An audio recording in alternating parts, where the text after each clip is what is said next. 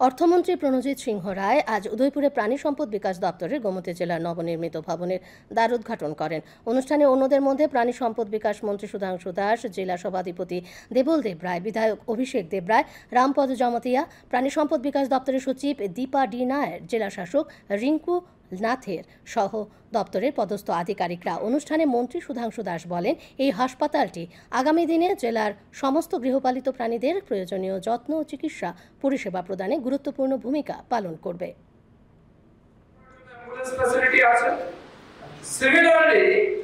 পশু পাখিদেরও যাতে আমরা চিকিৎসা পরিষেবা দিতে পারি বাড়ি পর্যন্ত, তার জন্য আমাদের কাছে কিন্তু এমবিইউ ফ্যাসিলিটি আছে, that is called mobile veterinary unit.